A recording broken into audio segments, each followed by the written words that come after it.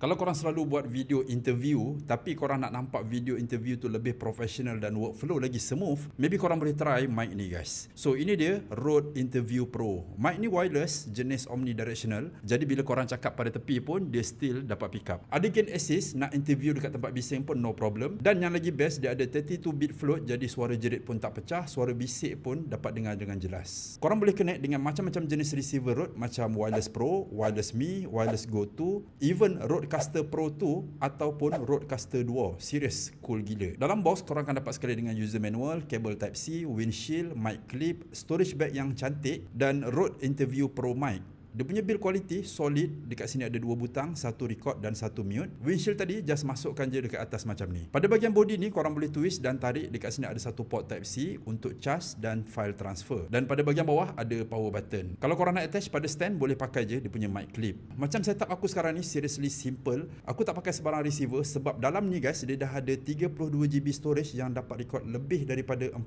jam. Aku just klik sini untuk record, buat clipping sikit. Lepas rakam, aku just sambungkan je kabel daripada mic ni terus kepada PC aku. Download file, masukkan dalam video editing, samakan clipping tadi, settle. Audio dia macam korang dengar sekarang ni. Tapi kalau korang pakai receiver, jarak dia boleh pergi sampai 200 meter. Bagi aku satu jarak yang agak jauh. In case kalau korang pergi lebih 200 meter sekalipun, maybe audio dalam kamera tu korang akan dapat dengar macam terputus kan. Korang jangan risau sebabnya dekat dalam ni pun dia akan backup sekali audio yang korang record tadi. So overall untuk mikrofon ni, bagi aku memang aku recommend. Audio dia sepanjang video ni semuanya aku record pakai Rode Interview Pro. Korang boleh menilai sendiri macam mana dia punya quality. So pada korang yang selalu buat video interview, mic daripada Rode ni memang game changer. Dan video korang tu akan nampak lebih profesional tau. So macam biasa, link aku dah letak.